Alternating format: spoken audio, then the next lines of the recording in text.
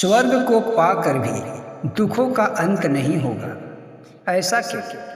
लोग तो ये समझते हैं कि जिसे स्वर्ग मिल जाता है उसे सारा सुख मिल जाता है, क्योंकि मृत्यु लोक में नाना प्रकार के दुख और कष्ट होते हैं। कई प्रकार के कष्टों को सहकर व्यक्ति जब यहाँ से जाता है तो उसे ये आसरा रहता है कि मुझे स्वर्ग मिलेगा। पर जो स्वर्ग को पा लेता है फिर भी उसका दुख का अंत नहीं होता, और जो भगवान को प्रिय होता है, भगवान को चाहता है और जो ज्ञानी होता है, अगर उसे स्वर्ग दिया भी जाए तो वो नहीं लेगा, क्योंकि वो जानता है कि स्वर्ग का सुख सदा के लिए नहीं है। तो सुख कैसे मिलेगा?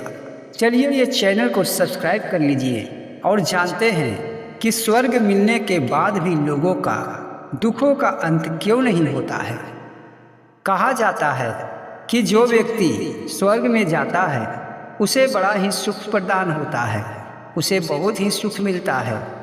पर जो ज्ञानी पुरुष होता है, जो भगवान को चाहता है, वो स्वर्ग को ठुकरा देता है।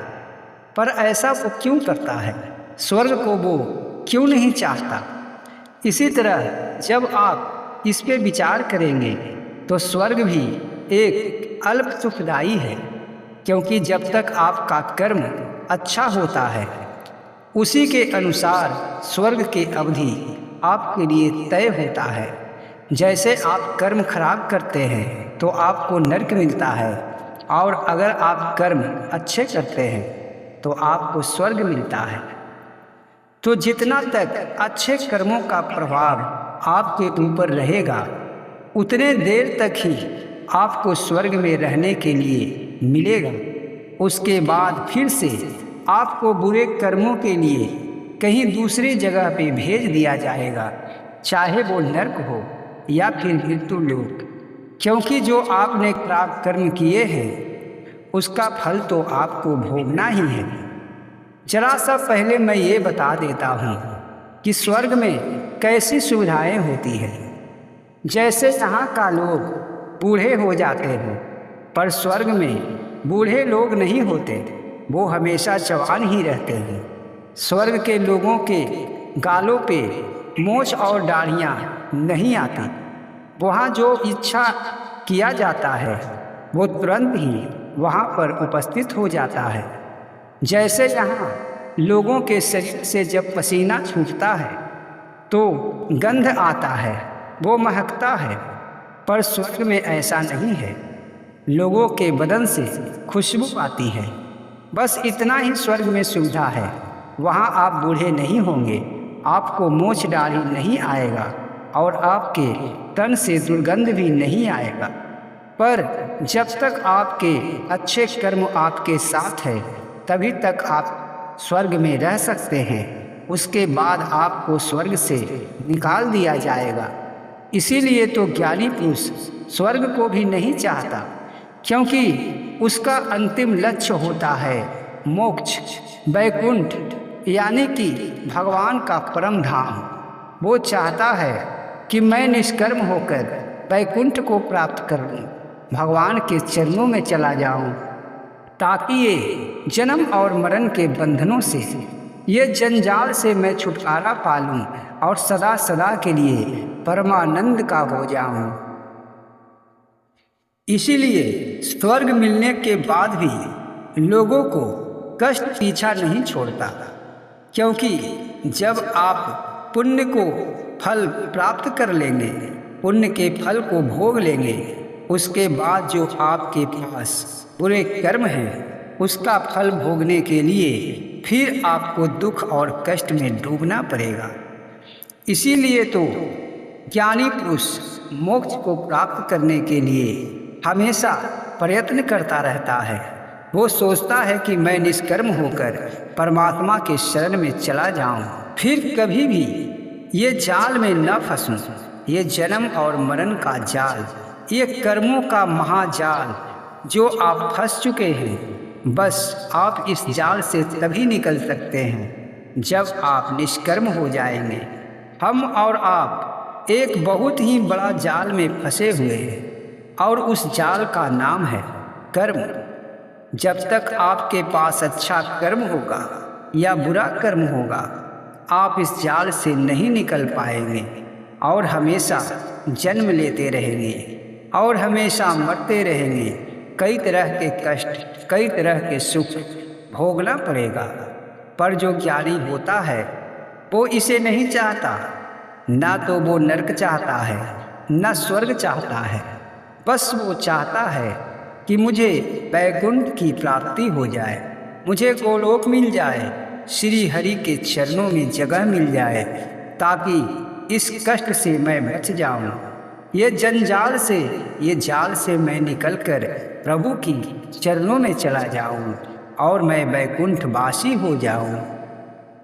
जब राजा परीक्षित को 7 दिन में मरने का श्राप लगा तो राजा परीक्षित गंगा तट पे जाके भागवत सुनने लगे। महात्माओं के साथ वो भागवत सुन रहे थे।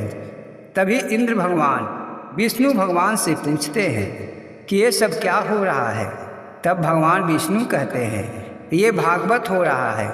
तो इंद्र भगवान पूछते हैं कि ये भागवत कथा सुनने से क्या होता है। तब भगवान विष्णु कहते हैं भागवत कथा जो सुन लेता है उसे वैकुंठ की प्राप्ति हो जाती है। तब महाराज इंद्र ये सोचते हैं कि क्यों न मैं भी भागवत कथा को सुन लूं और वैकुंठ को प्राप्त कर लूं। इससे ये तो स्पष्ट हो जाता है कि स्वर्ग से भी महान वैकुंठ है, क्योंकि इंद्र स्वर्ग के अधिपति हैं और फिर भी वो वैकुंठ के प्राप्ति के लिए भागवत सुनने आते हैं। जब वो भागवत मृत्यु लोक में सुनने आते हैं तो महात्मा से कहते हैं कि मुझे भी भागवत सुना दें। तब महात्मा कहते हैं आप जाकर इस जमीन पर बैठकर कथा को सुने। तब इंद्र भगवान सोचते हैं कि मैं तो स्वर्ग का राजा हूँ, इन साधारण साधुओं के साथ ऐसे बालू पर बैठकर मैं कथा कैसे सुनूं। तब महाराज इंद्र कहते हैं कि महात्मा आप मुझे अकेले में कथा सुना दें, इसके बदले में मैं आपको अमृत का कलश दूंगा। तब महात्मा मुस्कुराते हुए कहते हैं वाह इंद्र, तुम तो बहुत चालाक हो। हीरे को एक शीशे के टुकड़े से बदलना चाहते हो। जो मैं भागवत सुना रहा हूँ तेरे अमृत के आगे बहुत ही बड़ा है, और इस भागवत कथा के आगे तेरा ये अमृत का कलश बिल्कुल ही तुच्छ है। ये सुनकर महाराज इंद्र स्वर्ग को लौट जाते हैं, वो भागवत कथा नहीं सुनते हैं। इससे ये स्पष्ट होता है कि स्वर्ग का राजा भी ये चाहते हैं कि मुझे वैकुंठ मिले। इसीलिए तो ज्ञानी पुरुष स्वर्ग को ठुकरा देता है। वो चाहता है कि मुझे वैकुंठ की प्राप्ति हो जाए। जिसे स्वर्ग मिलता है उसे बस कुछ अवधि के लिए ही मिलता है, पर जो वैकुंठ को प्राप्त कर लेता है उसके जीवन से सारा कष्ट, सारा दुख हमेशा के लिए दूर हो जाता है। वो श्री हरि में जाकर विलीन हो जाता है। जो निष्कर्म होता है बस वही वैकुंठ को प्राप्त करता है। आपको ये जानकारी अवश्य ही होगा कि जो निष्कर्म होता है उसे ही मोक्ष मिलता है, और निष्कर्म होने के लिए हम जो भी कर्म करते हैं बस परमात्मा को समर्पित करके अगर कर्म किया जाए तो सारा कर्म परमात्मा के ऊपर हो जाता है और हम निष्कर्म हो जाते हैं। और उसके बाद ये छोटा मोटा स्वर्ग नहीं, क्योंकि स्वर्ग तो एक छोटा सा राज्य के समान है, और वैकुंठ जिसे मिल जाता है वो हमेशा हमेशा के लिए परमात्मा में समाहित हो जाता है। इसीलिए कहा जाता है कि जिसे स्वर्ग मिल भी जाए फिर भी उसका कष्ट उसे पीछा नहीं छोड़ता, क्योंकि स्वर्ग के बाद भी जन्म लेना पड़ता है। स्वर्ग में जाने के बाद भी उसके बुरे कर्म उसका पीछा नहीं छोड़ता है। इसीलिए व्यक्ति को चाहिए कि जो भी कर्म करे बस परमात्मा के समर्पित करके करे। जो करे बस वो ये कहे कि जो मैं कर रहा हूँ परमात्मा के मर्जी से कर रहा हूँ, मैं तो एक निमित्त समान हूँ। तो आपको ये जानकारी अगर अच्छी लगी है तो वीडियो को लाइक करें, चैनल को सब्सक्राइब करें। जय श्री कृष्ण।